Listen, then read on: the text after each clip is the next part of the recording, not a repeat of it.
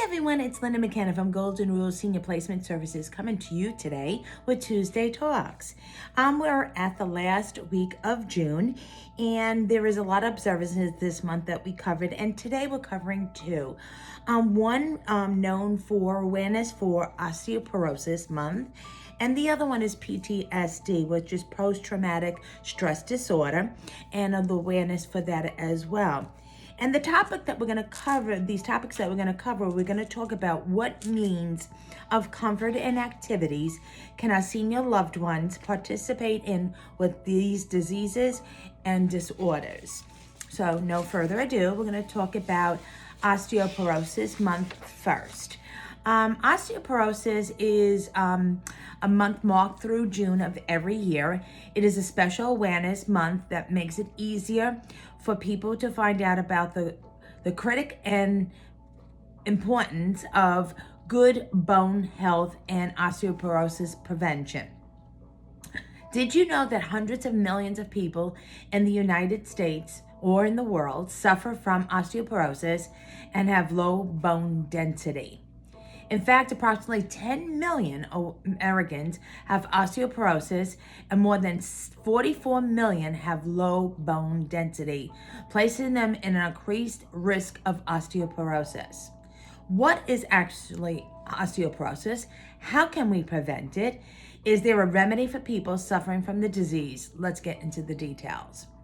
The history of National Osteoporosis Month had started back a while back ago, and it's the brittle and weakness of the bones. It was actually called from the very beginning, and it's often called the silent disease because you can't feel your bones getting weaker. In fact, you might not even know you have osteoporosis until you have broken a bone.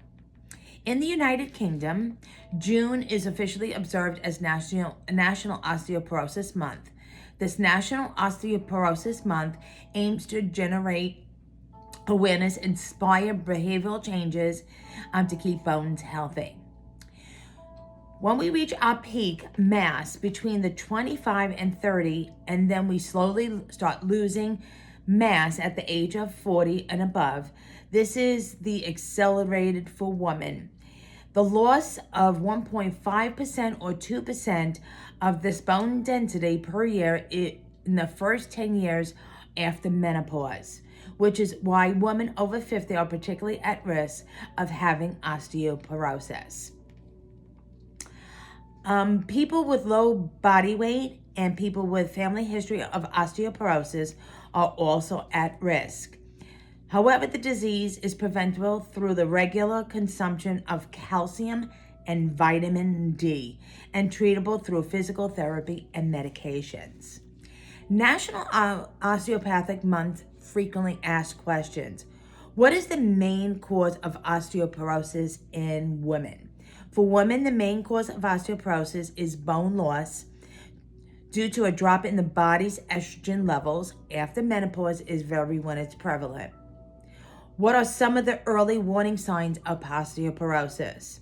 The most common early signs of osteoporosis is receding gums, decreased grip strength, cramps, bone pain, fracture, loss of height, and brittle fingernails.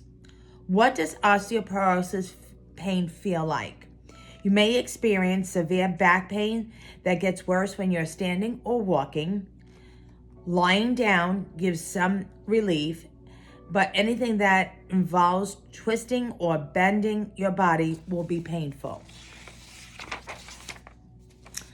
5 serious facts about osteoporosis you should know. Men are ahead. Men have a 10-year head start over women in terms of their bone health.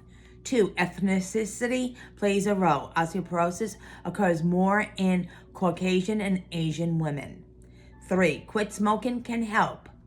4, it costs a lot. The osteoporosis medication and hospitalization cost some up to 19 billion annually. 5, sneezing can be serious.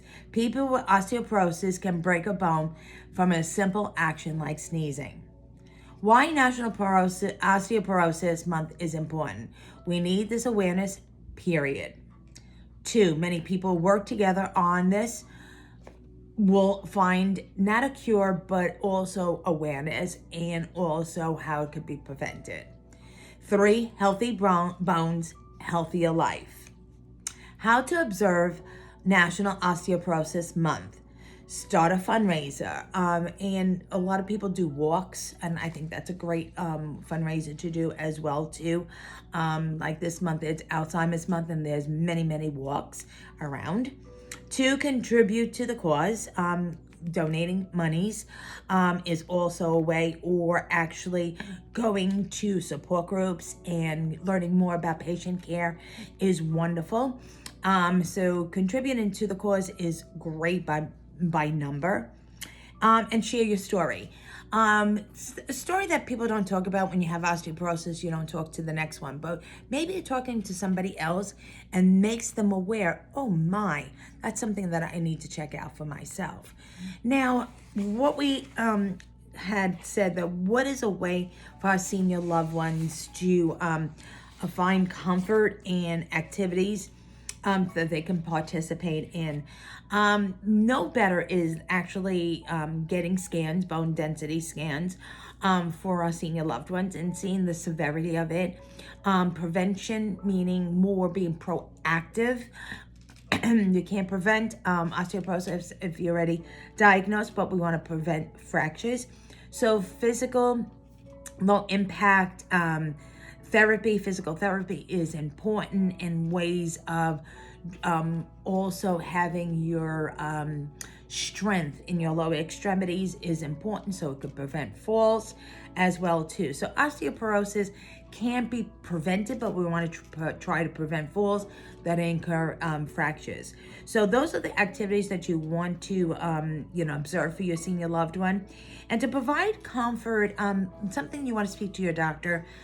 Some prescribe heat, some prescribe cold remedies, but most really recommend some kind of medication to offload that feeling of constant pain. So that's something that you want to discuss with your physician as well, your senior loved one's physician.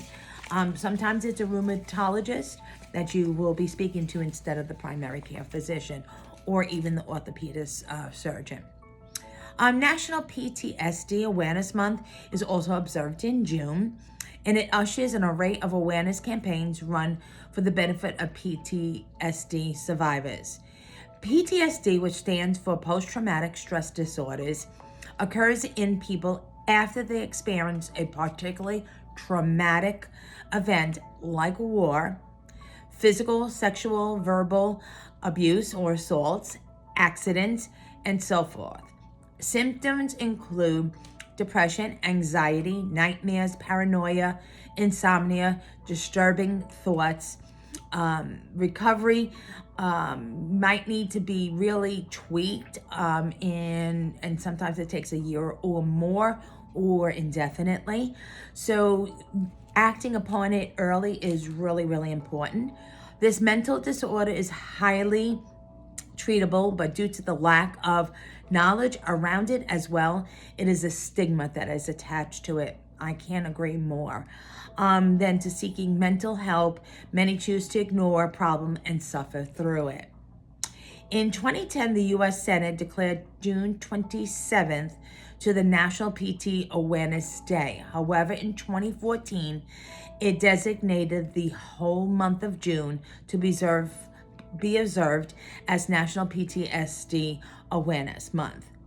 This is a welcome move by many PTSD organizations and support groups, as many felt that more awareness campaigns reacted to be held for people to seek out when it came to PTSD. The U.S. Department of Veterans Affairs, one of the most active forerunners in the fight against PTSD. There is so many avenues that for our veterans to be treated, support groups. We have one here locally by a friend that actually started the Heat Factory. And it's amazing when they collect together. When these folks, military retirees or ones that were in the military, and had to leave, and be confronted with PTSD, it is so comforting knowing that somebody else is going through it, and the support groups are friendships that are bounded, and there's more fluid discussion and dialogue, and it certainly is treatable. But one thing to recognize about this more than anything is to begin talking about it, that it can be treated. Once the awareness is there and diagnosed with it, it is time to act upon it. 5 facts about trauma that will blow your mind. 1, 8% of the population will experience PTSD. 2, women are more likely PTSD sufferers. They're actually twice more likely to suffer from PTSD than men due to sexual assault trauma events. 3, big T and small t types of trauma. There are 2 types of trauma, and they range from severity of the cause and triggers. The big T is a type of trauma that has occurred due to a life-threatening situation like wars, national disasters, physical assaults, etc., while the small t is caused by disturbing events that is not life-threatening, like divorce, abrupt relocation, financial woes. 4, trembles are normal after trauma. 5, PTSD is not just from personal experience. Many people can develop PTSD simply because they heard one or witnessed someone else going through a traumatic event as well. Why we love National PTSD Awareness Month. It's a reminder of human strength. Somebody that holds that in is a very strong person and is coping with it daily, 24/7. Most people think they are a weakened person. That's a strong person that could carry on. So why not get help and guidance from it? 2, it's a reminder of this mental disorder and more. It wasn't categorized before, depression or having afraidness or alienation, removing from the situation, was never categorized before from PTSD. They just remove themselves. So it is a mental disorder, and it's awareness of it now that is more that we can seek treatment for it. It's a reminder, 3, it's a reminder of the road to recovery. From one person to another, there's different time spans. But this month of awareness, making somebody aware that there is treatment out there and there is support groups about it, and just talking about it will make all the difference in the world. How to observe National PTSD Awareness Month. Stand with PTSD survivors. People that are going through that, if we can't actually sympathize or relate to it, but standing with them, by them as their pillar of strength, makes all the difference in the world, that they will feel more of a survivor of PTSD. So standing with somebody and support them makes all the difference in the world. Learn a little bit more about PTSD. If you have a loved one that is going through it, learn the triggers, learn the ways of treating it, offloading it with support groups. Attend a support group with it as well too. So with all due respect, getting involved and learning about it is learning for your loved one as well. Talk about it. Talk about PTSD. It is not a stigma. It is real, and it's something that many people around us are suffering, and we really don't even know about it. So if we talk about it openly, the person that's experiencing the trauma and this disorder is likely to come out and actually speak about it. So when it comes to our senior loved ones, I know a lot of war veterans that are experiencing this. They don't collectively talk about it, but maybe them being introduced to such support groups would be great, that they could speak about it. I know from personal and also professional that nobody talks about Vietnam. And quite honest with you, that is one war that everybody suppressed it, didn't talk about it until it erupted in their mind. So honestly, if you know somebody that witnessed that, Vietnam, World War II, Korea, whatever it may be, approach them and see if there's a support group that they would like to attend to. An ironic part of senior living, these support groups are housed in senior living. So they collectively get together, a lot of the veterans, and talk about that as well. Get them help. That's the only thing that I can say is approach them, have a conversation, open and have a dialogue with them, and offer help, especially support groups, and maybe talking to their primary care doctor with them as well too, psychiatrists, whatever that it may be, to get them extra help that they wouldn't think of on their own. As always, I always say, if you don't talk about it on both of these scenarios, osteoporosis and PTSD, it's an enigma. It's something that nobody realizes other people are dealing with it. So have discussions, bring it out, make other people aware of it as well too. As always, I lead you to my website. It is www.goldenrulesseniorplacement.com. There you will find an array of information, my demographics, how to get in touch with me, my bio, testimonials, various options. There is also resources, and there's also a whole library of all video talks that Tuesday talks, that you could refer back on, something of your interest as well.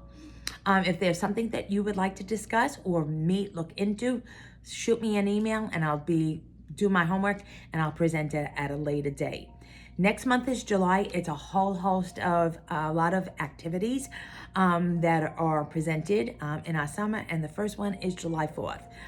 So happy July 4th. I won't be seeing you until prior to that again, but I wish you the best for your Independence Day as well. So thank you so much for viewing Tuesday Talks with Linda McKenna, and have a blessed week, and finish this month off really, really strong, and support people, especially with PTSD. Thank you for viewing. Have a wonderful week and a blessed one. Bye-bye now.